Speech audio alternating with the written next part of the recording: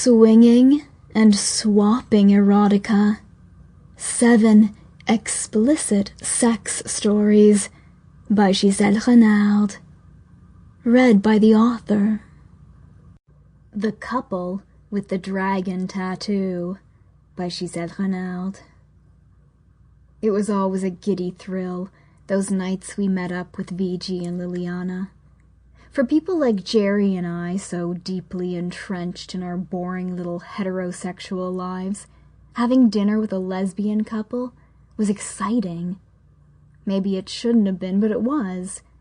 The fact that Liliana and VG actually identified as polyamorous, pansexual BDSM enthusiasts was just the icing on the restaurant cake. Prior to Friday, there had never been any suggestion something sexual might happen between the four of us, but that possibility always hung heavy on the air. We knew about their lifestyle, though not from them directly.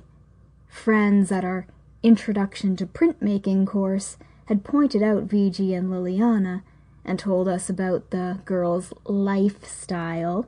They warned us to steer clear of those freaky dykes, to be exact. So what do you think Jer and I did the next week in class? Why, we pulled our chairs up to VG and Liliana's table, of course. Ever since, the four of us have held a standing bi-weekly date for Friday nights. It baffled me that the pair would want to waste their precious time together with a boring couple like us. In fact, I still feel a little honored every time VG emails me to confirm dinner. I like them both. So does Jerry. They're fascinating people in their own rights. And together, well, we've never known anyone like them. VG and Liliana are a long-term committed couple, much like Jerry and I. But they don't live together as we do. VG is mother of 3 and married to a man who knows all about her relationship with Liliana. For ages I wanted to ask if her husband ever joined in the fun, but I could never work up the nerve, and I wasn't sure if it would be rude. Jerry isn't quite as concerned about coming off as a louse, or a lech for that matter. So on Friday night, he asked the question for me. "No," VG said in response. "This relationship is just for us." Liliana smiled at her, and they clasped hands at the table, squeezing so hard their knuckles turned white. Seeing those two together, it was hard for me to imagine VG with a family, with a husband. It was harder still to imagine Liliana's home situation. She acted as submissive to a married couple, a man and a woman, and she lived with them in a house she described as absolutely brill. Rather than paying rent or contributing to household expenses, she cooked and cleaned for them. She cared for the minutiae high-earning business people hadn't time for.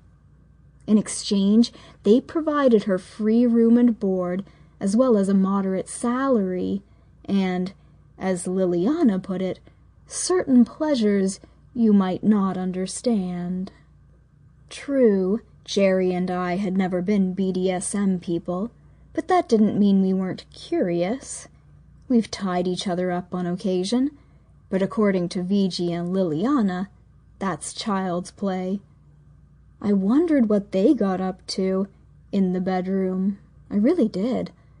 I'm sure Jerry and I would have been terrified at the sight of it. Terrified and tempted? "Oh, big news," Liliana announced. "We finished our dragon tattoo."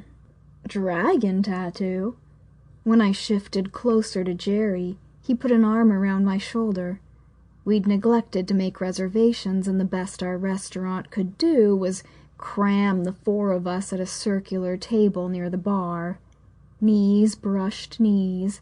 The setting was intimate, to say the least. "You both got dragon tattoos?" Jerry asked.